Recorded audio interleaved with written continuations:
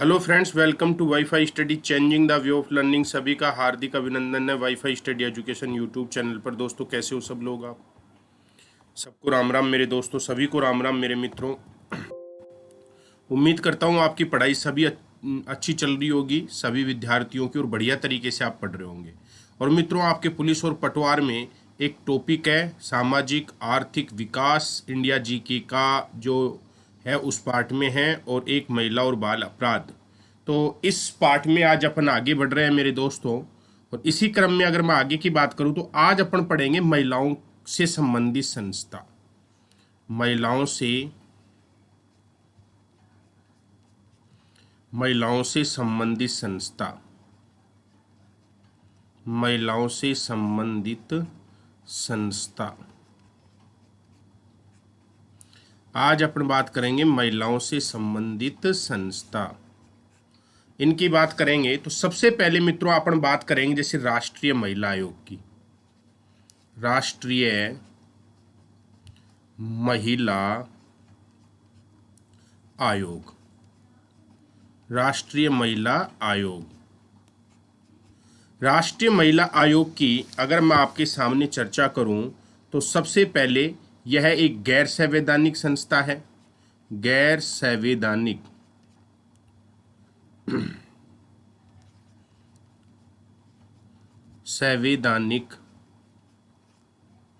गैर संवैधानिक संस्था है मित्रों। ये गैर संवैधानिक संस्था है। पहली बात तो इसका संविधान में कहीं कोई उल्लेख नहीं है। दूसरी बात, सब गैर संवैधानिक है तो इसका गठन कब हुआ? तो 1990 में। 1990 में, यह आपको ध्यान रखना है। गैर संवैधानिक संस्था है, गठन 1990 में। ठीक है। और कौन से किसके तहत? याद रखना है 1990 के एक्ट के तहत। 1990 के एक्ट के तहत याद रखना है आपको। लेकिन अगर आपसे ये पूछे कि इसे लागू कब किया गया, इस एक्ट को लागू कब किया गया, तो लागू के लिए याद रखना है 1 अप्रैल 1992 में। 1 अप्रैल 1992 में। दोनों सवाल अलग अलग हैं।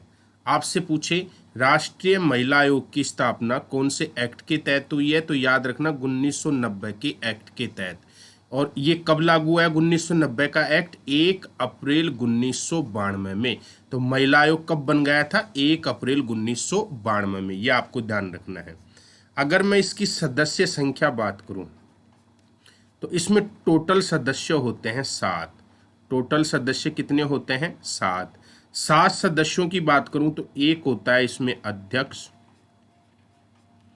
और एक होता है इसका सचिव,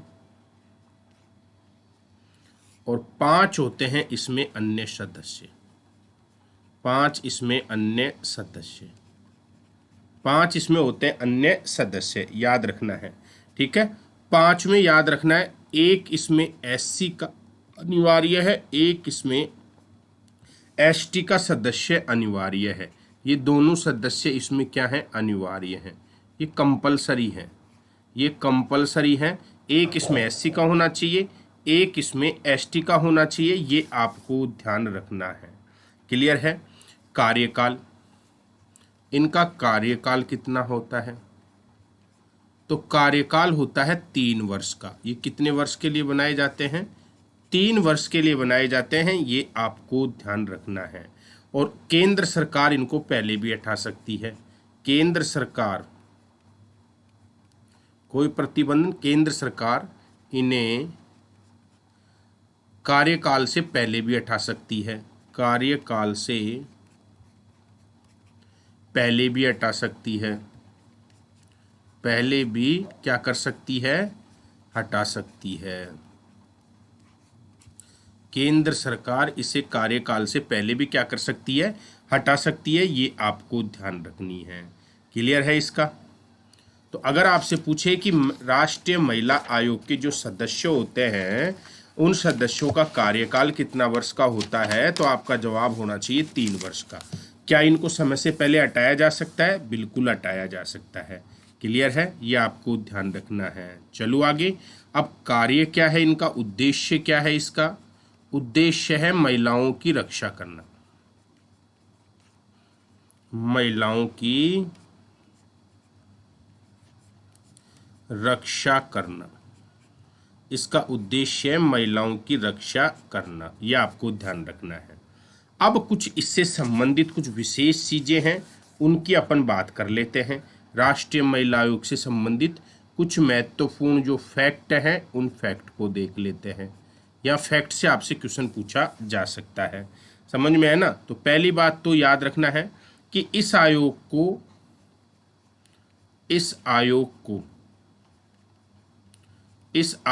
को याद रखना है, इस आयोग को जांच करने का अधिकार है, जांच करने का क्या है? अधिकार है। इसको जांच करने का अधिकार है, सजा देने का नहीं, सजा देने का नहीं, ये सजा देने का काम नहीं करती है, आपको याद रखना है। क्लियर है मित्रों? दूसरी अगर मैं बात करूं तो इसके प्रथम अध्यक्ष कौन थे? राष्ट्रीय महिला आयोग के प्रथम अध्यक्ष पूछ ले, राष्ट्रीय महिला आयोग के प्रथम अध्यक्ष कौन थे? तो निधि पटनायक। कौन थी? निधि पटनायक। याद रखना है, कौन थी? निधि पटनायक, याद रखना है। वर्तमान में कौन है? वर्तमान में कौन है? रेखा शर्मा। वर्तमान में है रेखा शर्मा, यह आपको ध्यान रखना है। क्लियर है? और पुरुष जो इसका अध्यक्ष बना, पुरुष एकमात्र ऐसा पुरुष जिसने अध्यक्ष पद का ग्रहण किया। समझ में है ना? एकमात्र पुरुष कौन सा था जिसको इस पद पर पहुंचाया? तो मित्रों ये आपको याद रखना है, आलोक। एकमात्र पुरुष है आलोक रावत, जो इसका अध्यक्ष बना हुआ है। पहली बार अध्यक्ष बना था, प्रथम पुरुष है ये, फर्स्ट पुरुष जो इस आयोग का अध्यक्ष बना। समझ में है ना? ये आपको ध्यान रखना है। तो राष्ट्रीय महिला आयोग गैर संवैधानिक संस्था है। इसका गठन 1990 में 1990 के एक्ट के तहत हुआ। इस एक्ट को लागू किया 1 अप्रैल 1992 में। इसमें एक अध्यक्ष, एक सचिव, 5 अन्य सदस्य होते, जिसमें से एक SC, एक ST अनिवार्य है। कार्यकाल 3 वर्ष। केंद्र सरकार इन कार्यकाल को पहले इनको हटा सकती है। इनका उद्देश्य महिलाओं की रक्षा करना। इस आयोग का काम है, ये जांच कर सकती है किसी भी चीज की, लेकिन सजा नहीं दे सकती किसी को। इसके प्रथम अध्यक्ष निधि पटनायक, वर्तमान में रेखा शर्मा, और एकमात्र पुरुष जो इसका अध्यक्ष बना आलोक रावत। क्लियर? अब बात करेंगे राज्य की। राज्य महिला आयोग, राज्य महिला आयोग, राज्य महिला आयोग। राज्य महिला आयोग की अगर मैं मित्रों बात करूं तो ये भी गैर संवैधानिक संस्था है, गैर संवैधानिक क्या है? संस्था है। ये भी गैर संवैधानिक संस्था है, पहली बात। दूसरी बात, इसकी स्थापना कब की गई थी? तो अब इसके लिए केंद्र सरकार ने एक विधेयक बनाया, राज्य सरकार ने। विधेयक किसने बनाया? राज्य सरकार ने। इसकी स्थापना के लिए राज्य सरकार ने एक विधेयक तैयार किया। तो वो विधेयक तैयार किया 23 अप्रैल 1999 में, और इसी के साथ में इसकी स्थापना कब की? स्थापना कर दी इसकी 15 मई 1999। 15 मई 1999 में इसकी क्या कर दी? स्थापना कर दी। इसमें अगर मैं सदस्यों की बात करूं कि इसमें सदस्य कितने होते हैं, तो इसमें सदस्य याद रखना है 5 होते हैं। इसमें सदस्य कितने होते हैं? 5। 5 में एक होता है अध्यक्ष, राज्य महिला आयोग का अध्यक्ष। एक अध्यक्ष होता है मित्रों, एक होता है इसमें सचिव, 3 होते हैं इसमें सदस्य। 3 क्या होते हैं? सदस्य होते हैं। इन तीन में भी मित्रों एक एससी और एक एसटी अनिवार्य हैं, ये कंपलसरी है। इनको लेना क्या है, कंपलसरी है, अनिवार्य है, ये आपको ध्यान रखना है। क्लियर है। दूसरी बात करते हैं अपन, अब इसके कुछ फैक्ट देखते हैं। ठीक है, तो अब इसमें अगर आपसे पूछे कि एसटी का इसमें किसको लिया हुआ है, तो एसटी में इसका जो वर्तमान में मेंबर है वो है अरुणा मीणा, अरुणा मीणा। और एससी की अगर पूछ ले कि इसमें एससी किसको लिया हुआ है, तो याद रखना है रीता भार्गव, रीता भार्गव, रीता भार्गव, ये आपको ध्यान रखना है। एक इसमें ओबीसी का सदस्य भी है, एक इसमें कौन है, ओबीसी। तो ओबीसी में किसको लिया हुआ है, इसमें सुषमा कुंभावत को, सुषमा कुंभावत, सुषमा कुंभावत को, ये आपको ध्यान रखना है। क्लियर है, ये ध्यान रखना है मित्रों, आपसे परीक्षा में प्रश्न पूछा जा सकता है। और इसकी अध्यक्ष कौन है, अध्यक्ष कौन है, सुमन शर्मा, सुमन शर्मा। इसकी अध्यक्ष कौन है, सुमन शर्मा। पूछा जा सकता है राज्य महिला आयोग के अध्यक्ष कौन है, सुमन शर्मा। ठीक है, यहाँ तक कोई दिक्कत।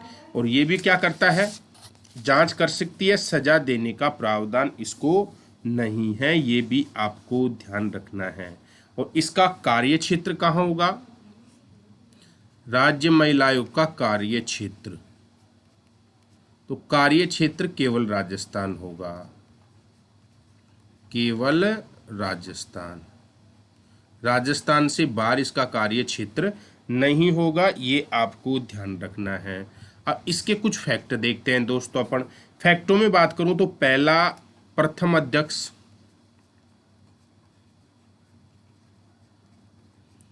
प्रथम अध्यक्ष कौन था, प्रथम अध्यक्ष कांता खतूरिया, कांता खतूरिया, प्रथम अध्यक्ष है कांता खतूरिया, याद रखना है। और राज्य महिला आयोग का मुख्यालय कहाँ है, इसका हेड ऑफिस कहाँ पे है, जयपुर में। इसका हेड ऑफिस कहाँ बना हुआ है, जयपुर में है। ठीक है ना, जयपुर में है, ये आपको ध्यान रखना है। क्लियर। और अध्यक्ष कौन है इसकी, सुमन शर्मा। आपसे परीक्षा में प्रश्न पूछा जा सकता है। अब बात करते हैं आगे मेरे दोस्तों। आगे की अगर मैं चर्चा करूं आपके सामने, तो जैसे आपसे पूछ ले भारतीय दंड संहिता क्या है, भारतीय दंड संहिता, भारतीय दंड संहिता, भारतीय दंड संहिता का मतलब होता है आईपीसी, आईपीसी, आईपीसी इसको बोलते हैं इंडियन पेनल कोड। क्या बोलेंगे इसको, इंडियन पेनल कोड, याद रखना है। तो आईपीसी क्या है, इस आईपीसी भारतीय दंड संहिता का निर्माण, ये भी आपसे पूछा जा सकता है। आईपीसी का निर्माण कब हुआ था, 1860 में। और किसने किया, इसका निर्माण किसने किया, तो याद रखना है लॉर्ड कैनिंग ने, लॉर्ड कैनिंग ने किया, लॉर्ड कैनिंग ने, याद रखना है इसका निर्माण किसने किया, लॉर्ड कैनिंग ने किया। क्यों किया है मित्रों इसका, कि इसका निर्माण क्यों किया। अब क्यों का जवाब क्या है, कि जब कोई व्यक्ति, जब कोई व्यक्ति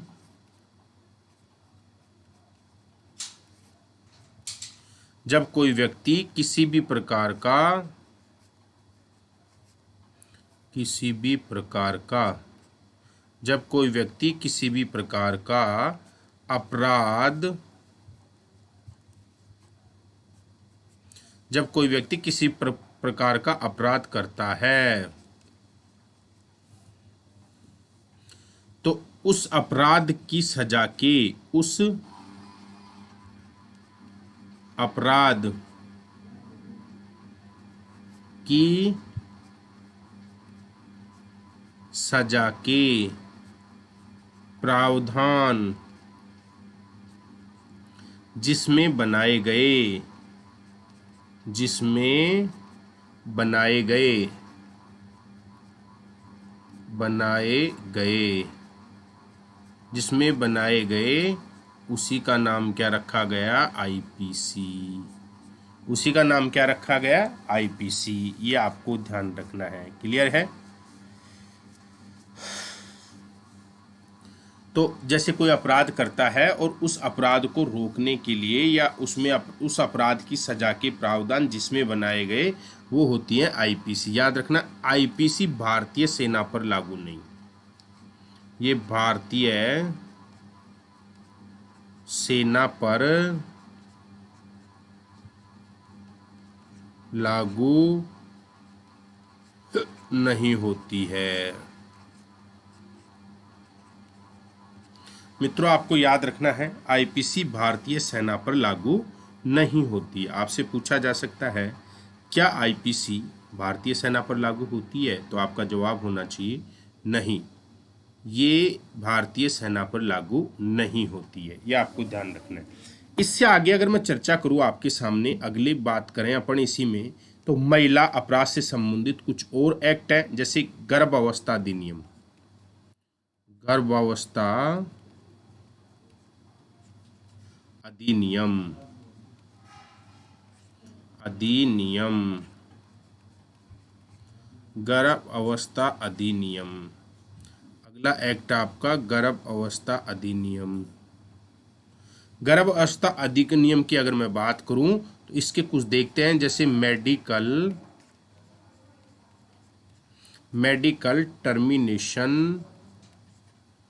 टर्मिनेशन ऑफ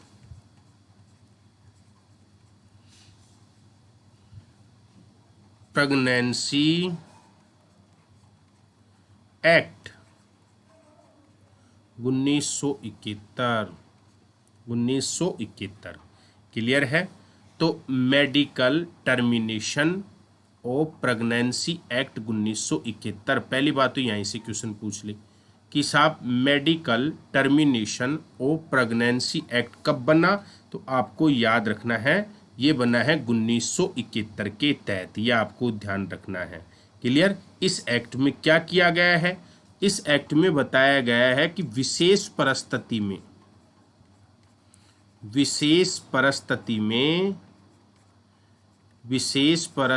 में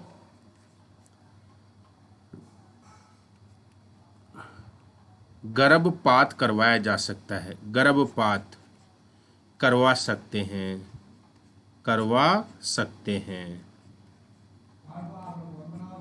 कर सकते हैं। याद रखना, विशेष परिस्थिति में गर्भपात कर सकते हैं। कैसे कैसे गर्भपात कर सकते हैं? विशेष परिस्थिति क्या हो सकती है? जैसे कोई अनमैरिड लड़की है, जैसे अनमैरिड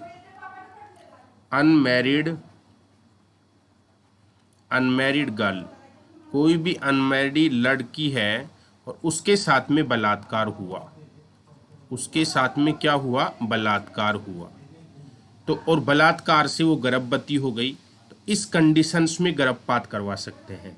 जैसे कोई भी अनमैरिड गर्ल्स है, उसके साथ में रेप हुआ और वो प्रेग्नेंट हो गई और वो ना समझ थी, समझ में है ना? तो उस कंडीशंस में भी अपन क्या करवा सकते हैं मित्रों? याद रखना है आपको, गर्भपात करवा सकते हैं। ठीक है? दूसरी बात, अगर कोई महिला विशेष बीमारी की हालत में है, कोई महिला विशेष बीमारी की हालत में है, कोई महिला विशेष बीमारी की हालत में है और वो बच्चा पैदा नहीं कर सकती। जैसे एग्जाम्पल के लिए दे दूं मैं, जैसे कोई कैंसर से पीड़ित है, ठीक है, या कोई और बीमारी है, ठीक है, या फिर और कोई ऐसी बीमारी हो सकती है जिससे वो डिलीवरी करवाने में या बच्चा पैदा करने में असमर्थ हो, तो ऐसी स्थिति में भी आप क्या करवा सकते हैं? गर्भपात करवा सकते हैं। ये आपको ध्यान रखना है। क्लियर? अब कितने दिन की गर्भपात की छूट है यहाँ पे? ये करवा सकते हो आप 24 सप्ताह तक। 24 सप्ताह तक की छूट है। 24 सप्ताह तक की क्या दी हुई है? छूट दी है। ये आपको ध्यान रखना है। ये विशेष में है, विशेष में। सामान्य में आपको 20 सप्ताह है। सामान्य में केवल कितना है? 20 सप्ताह। सामान्य में केवल कितना है? 20 सप्ताह। ये आपको ध्यान रखना है। सामान्य में इसकी छूट कितनी है? 20 सप्ताह की अनुमति मिली हुई है। ये आपको ध्यान रखना है। इसमें 24 सप्ताह की नहीं है। विशेष परिस्थिति में, जैसे कोई बीमारी है, कोई बीमार से बहुत पीड़ित है, उस संबंध में है। ठीक है, ये आपको ध्यान रखना है दोस्तों। तो और नॉर्मल में तो आपको 20 डेज का ही है। Medical termination of pregnancy act 1971 का याद रखना, इन पर लागू होता है। ठीक है, क्लियर है। अगले एक्ट की बात करें अपन। अगला एक्ट आपका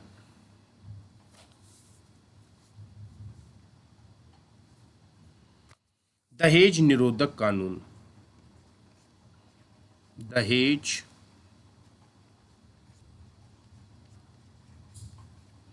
निरोधक कानून। कानून, और ये कब का है? 1861 का। 1861 का है, सॉरी 1961 का। 1861 नहीं, 1961 का। 1961 का। इसमें क्या प्रावधान है मेरे मित्रों?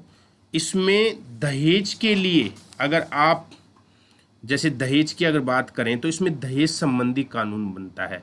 दहेज संबंधी कानून है, जैसे आप किसी को दहेज लेने के लिए बाध्य करते हो, दहेज हेतु क्या करते हो? बाध्य करते हो। दहेज हेतु आप किसी का अपमान करते हो। दहेज हेतु आप किसी की गरिमा को ठेस पहुंचाते हो। दहेज हेतु आप किसी की गरिमा को ठेस पहुंचाते हो। दहेज हेतु आप किसी को घर से निकाल देते हो। घर से निकाल देते हो। घर से निकाल देते हो। अगर इन कामों के लिए, जैसे आप किसी को जबरदस्ती बाध्य करे हो, साहब मुझे तो दहेज चाहिए, दहेज के लिए आप उसको सबके सामने अपमानित कर दिया या उसकी गरिमा को ठेस पहुंचा दी, ये आपने उसको क्या कर दिया? घर से बाहर निकाल दिया, तो ये भी आपका गैर कानूनन है। ये भी क्या है? गैर कानून। ये आपको ध्यान रखना है। अब इसमें क्या किया गया है? इसमें है सजा। इसमें 5 वर्ष की सजा। इसके तहत भारतीय निरोधक दहेज निरोधक कानून 1961 के तहत। अब ये आपसे क्वेश्चन पूछेगा, जो दहेज निरोधक कानून है, दहेज निरोधक कानून है, इसे संसद ने कब पारित किया? ऐसे पूछ ले। संसद ने पारित किया। संसद ने क्या किया? पारित। तो दहेज निरोधक कानून को संसद ने, मित्रों याद रखना है, 20 मई 1961 को पारित किया। संसद ने कब पारित किया? 20 मई 1961 को। और ये संपूर्ण भारत में लागू कब हुआ? संपूर्ण भारत में लागू। संपूर्ण भारत में लागू। मित्रों याद रखना, संपूर्ण भारत में ये कब लागू हो गया था?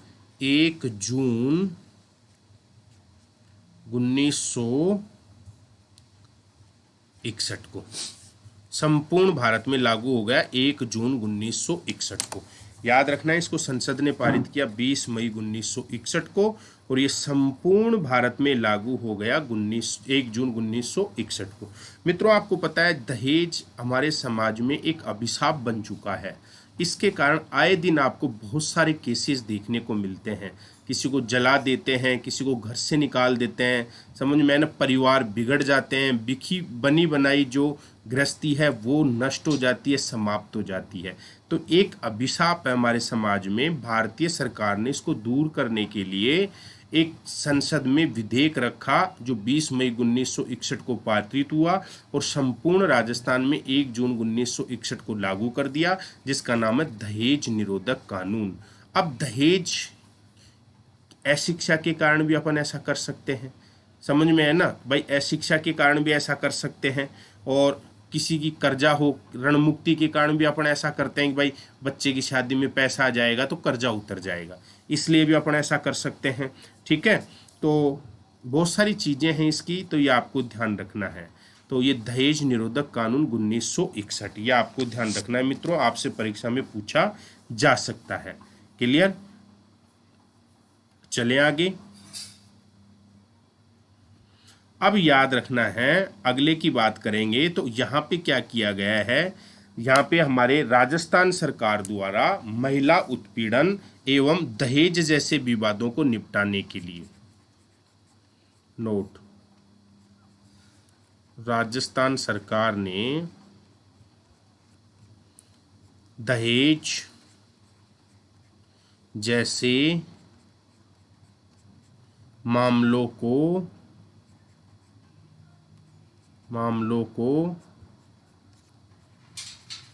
निपटाने हेतु और महिला उत्पीड़न जैसे कार्यों से निपटने के लिए 2013 में मित्रों क्या किया है, नए न्यायालयों की स्थापना की है। समझ में है ना? और ये न्यायालय कहाँ कहाँ बने हैं, एक तो जयपुर में बना है, एक आपका जोधपुर में बना है मित्रों, एक आपका उदयपुर में बना है,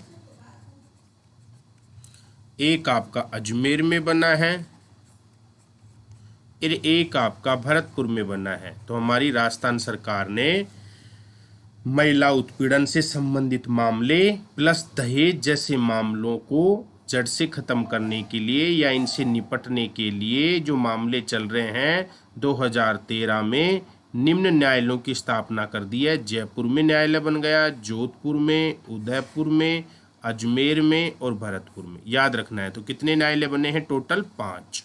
याद रखना है, पूछ सकता है कि राजस्थान सरकार ने महिला उत्पीड़न को एवं दहेज जैसे जो मामले होते हैं उन विवादों को निपटाने के लिए 2013 में जो अपर जिले न्यायालय बनाए हैं वो कहाँ बनाए हैं? जयपुर, जोधपुर, उदयपुर, अजमेर, भरतपुर। ये आपको ध्यान रखना है। क्लियर है मित्रों? यदि आप पुलिस पटवार की तैयारी कर रहे हो तो अनअकैडमी पे प्लस कोर्स जो है उसकी मैं बारे में आपसे बात करूं तो दोस्तों यहाँ पे 6100 प्रश्नों के वस्तुनिष्ठ प्रश्नों की श्रृंखला प्लस में 2100 प्रश्नों की इंडिया जेके की श्रृंखला, हिंदी, इंग्लिश सबके कोर्स रनिंग में, सबकी टेस्ट सीरीज अवेलेबल है।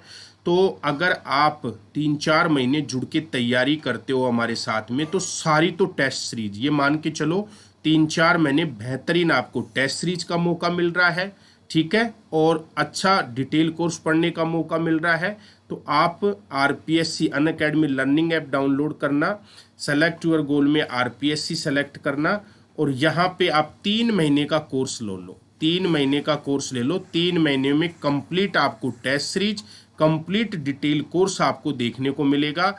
यहाँ पे एंटर रेफरल कोड आपको भरना है, तो आपको एंटर रेफरल कोड में मेरा नाम यूज करना है राजेंद्र 10। एंटर रेफरल कोड में राजेंद्र 10 भर के अप्लाई करना है। तो आपकी फीस लगेगी 3150 रुपये 3 महीनों की। मित्रों 3150 रुपये कोई बहुत बड़ी रकम नहीं है। 3150 रुपये 3 महीने आपकी ज़िंदगी बनाने के लिए बहुत ऊँट के मुँह में जीरा है। यहाँ पे पूरी कंप्लीट टेस्ट सीरीज चल रही है। आरपीएससी के सेक्शन में हर सब्जेक्ट की डिटेल कोर्स चल रहा है। ठीक है, तो आप यहाँ पे जुड़ के और आराम से बहुत बेहतरीन कर सकते हैं।